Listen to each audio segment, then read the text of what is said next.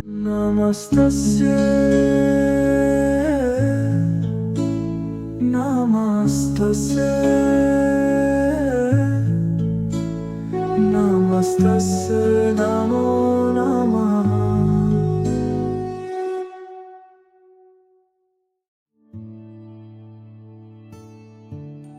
रामेश्वर महादेव की कथा। यह कथा है शंकर भगवान के प्रति श्री राम के समर्पण की कथा। यह कथा है भक्त और भगवान के बीच परस्पर वात्सल्य की कथा। लेकिन जब हमारे पास पात्र दो हों, जिनमें एक स्वयं प्रभु श्री राम हो और दूसरे परब्रह्म देवादिदेव महादेव हो, तो कह पाना कठिन है कि इनमें से भक्त कौन है और भगवान कौन है। जितनी अद्वितीय इस ज्योतिर्लिंग की कथा है, उतना ही अद्वितीय यह मंदिर खुद भी है।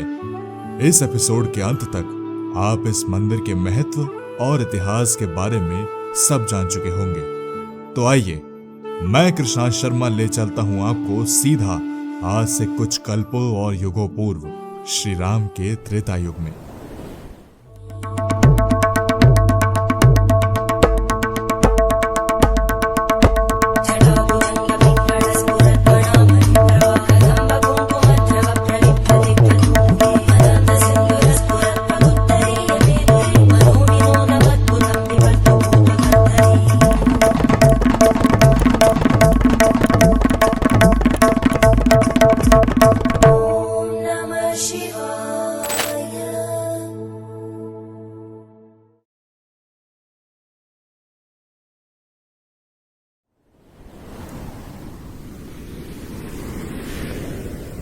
यह समुद्र तो काफी विशाल है, और तो और हमारी पूरी सेना को उस पार लंका तक ले जाना असंभव है प्रभु।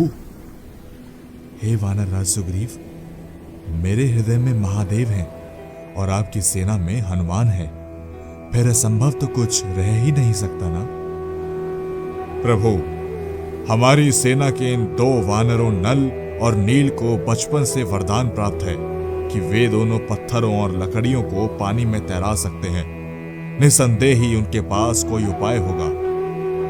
नल, नील, क्या आप दोनों अपनी प्रतिभा से कोई उपाय निकाल सकते हैं जिससे हम यह समुद्र पार कर सकें? यह पूछे जाने पर नल और नील ने श्री राम को बताया कि समुद्र पर लंका तक एक सेतु का निर्माण किया जा सकता है, किंतु उसके लिए समुद्र के देवता से अनुमति लेनी होगी। जब राम सेतु का निर्माण शुरू हुआ, तब श्री राम ने अपने आराध्य महादेव की स्तुति वंदना करने की इच्छा व्यक्त की। मैंने आज तक कोई भी कार्य मेरे प्रभु देवादिदेव महादेव की उपासना के बिना नहीं किया है, फिर आज मैं इतने बड़े धर्म युद्ध से पहले अपने आराध्य का आह्वान कैसे ना करूं? हे हनुमंत, तुम सदैव मेरी प्रसन्नता के लिए खुद को न्यौछावर करने को तत्पर रहते हो। क्या तुम मेरे लिए कैलाश से महादेव के दिव्य शिवलिंग को यहां ला सकते हो?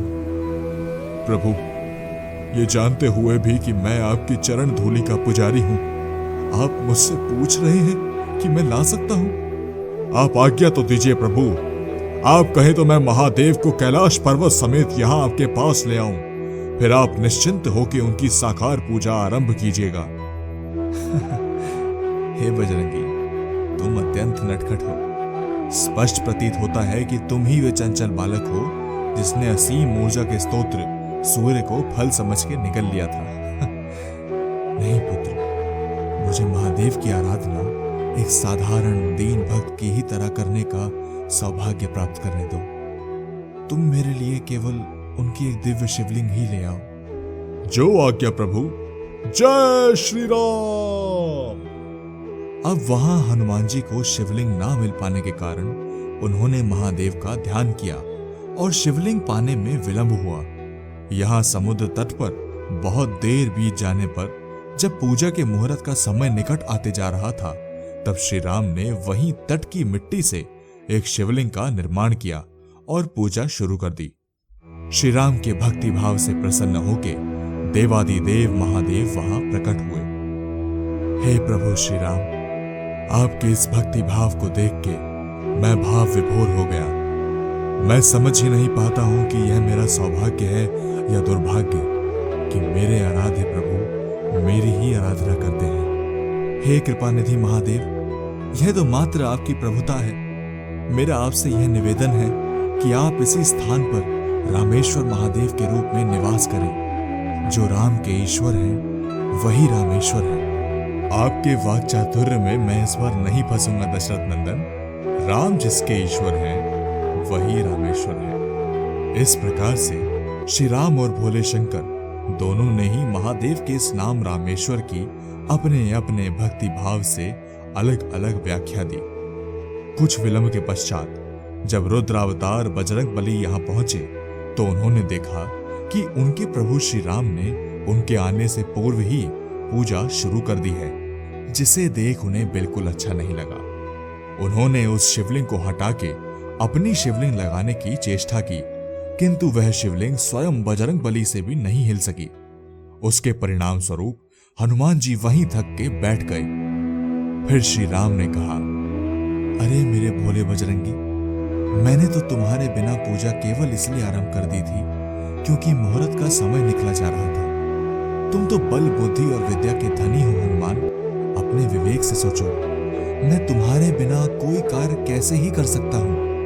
और रही बात है शिवलिंग की, जो तुम अपने परिश्रम से यहाँ तक मेरे लिए लाए हो, तो उस शिवलिंग को मैं यहीं मेरे द्वारा स्थापित रामेश्वरम ज्योतिर्लिंग के निकट ही स्थापित करूंगा, जिसको आने वाले युग युगांतर तक हनुमतीश्वर महादेव के नाम से पूजा जाएगा।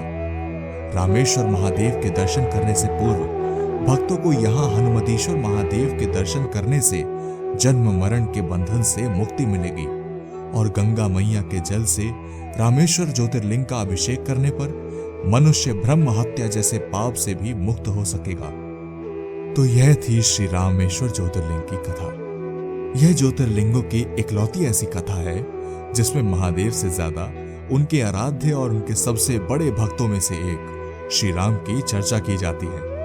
और तो और यह इकलौता ऐसा मंदिर भी है जिसकी गणना 12 ज्योतिर्लिंगों के साथ साथ 4 धामों की यात्रा में भी की जाती है। ध्यान रहे कि रामेश्वर मंदिर से जुड़ी कम से कम 5 से 6 कथाएं और भी प्रचलित हैं, किंतु हमने यहाँ जिस कथा का वर्णन किया है वह शिव पुराण, रामचरितमानस और लोक कथाओं की सबसे निकटतम वर्णित कथा है। रामेश्वरम शहर से करीब 1.5 मील उत्तर पूर्व में गंधमादन पर्वत नाम की एक छोटी सी पहाड़ी है। हनुमान जी ने इसी पर्वत से समुद्र को लांघने के लिए छलांग मारी थी। बाद में श्री राम ने लंका पर चढ़ाई करने के लिए यहीं पर विशाल सेना संगठित की थी। इस पर्वत पर एक सुंदर मंदिर बना हुआ है जहां श्री राम के चरण चिन्हों की पूजा की जाती है। इसे पादुका मंदिर कहते हैं। रामनाथ के इस मंदिर में जो ताम्रपट हैं, उनसे पता चलता है कि 1173 ईस्वी में श्रीलंका के राजा पराक्रम बाहु ने मूल लिंग वाले गर्भगृह का निर्माण करवाया था। उस मंदिर में अकेले शिवलिंग की स्थापना की गई थी। वहां देवी की मूर्ति नहीं रखी गई थी, इस कारण वह निसंगेश्वर का मंदिर कहलाया। यही मूल मंदिर आगे चलकर वर्तमान दशा को पहुंचा है। वर्तमान काल तक रामेश्वरम तीर्थ के इस मंदिर का अनेकों हिंदू राजाओं ने कई बार जीर्णोद्धार कराया और अलग अलग प्रकार से इस भव्य मंदिर के निर्माण में अपना योगदान दिया। इस एपिसोड के लिए बस इतना ही। आशा करता हूं आपको यह एपिसोड पसंद आया हो। अपने सुझाव आगे के एपिसोड्स के लिए कमेंट्स में लिखना ना भूलें। हमारे चैनल दी एपिक भारत को सब्सक्राइब जरूर करें। मैं आशा करूंगा कि श्री राम और महादेव की कृपा आप पर बनी रहे। अगले एपिसोड में जानिए 8वें ज्योतिर्लिंग नागेश्वर महादेव के बारे में। नमः पार्वती पतये हर हर महादेव।